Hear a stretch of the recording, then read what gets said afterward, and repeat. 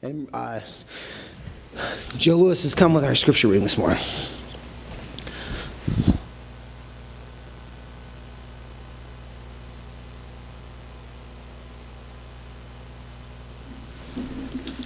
The scripture reading this morning is from the book of Genesis. It's chapter 37, verses 1 through 11. Now Jacob dwelt in the land where his father was a stranger, in the land of Canaan. This is the history of Jacob. Joseph, being 17 years old, was feeding the flock with his brothers, and the lad was with the sons of Bilhah and the sons of Zilpah, his father's wives. And Joseph brought a bad report of them to his father. Now Israel loved Joseph more than all his children, because he was the son of his old age.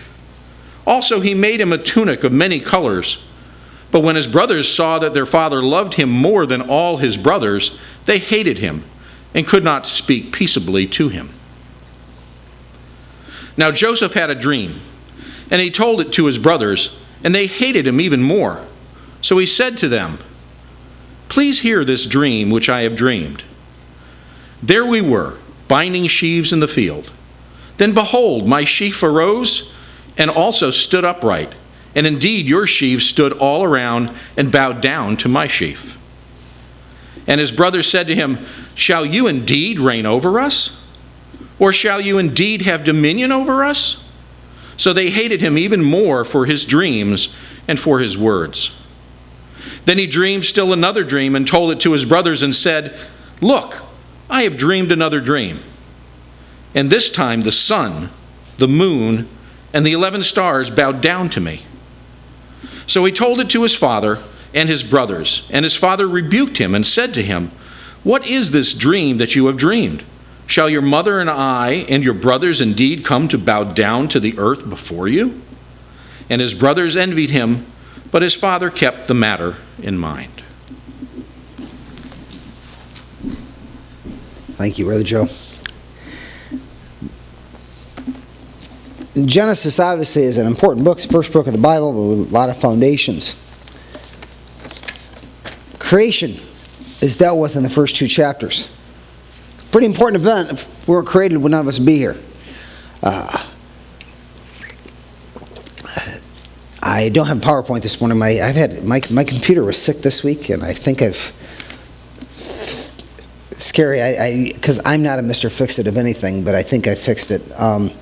We'll find out.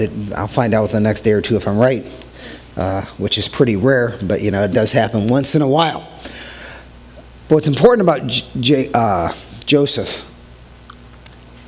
he is probably one of the, if not the most important character in the book, one of the most. 14 chapters are devoted to Joseph's life. That's more than Abraham, who's foundational. That's more than Isaac. That's more than his father Jacob. And we're going to learn a lot of really incredible things through the life of Joseph. And we're actually going to cover the entire first chapter this morning, which is chapter 37. Joseph really has an unlikely start for someone who is going to be as big as he is and important as he is. We end Joseph's life with him being, with his dream coming true. With him being second in command, basically, of the known world. He was second in command of the world's superpower at the time that he lived. It would be like Joseph, it would be almost if someone came from a third world country, from nothing, and then was sold into slavery to our country, which doesn't happen anymore. But then being elevated to vice president, but even on a bigger scale than that. It would be a rags to riches story that you could not imagine, that we really can't wrap our minds around in modern day form. Yet that's what happened in the life of Joseph eventually.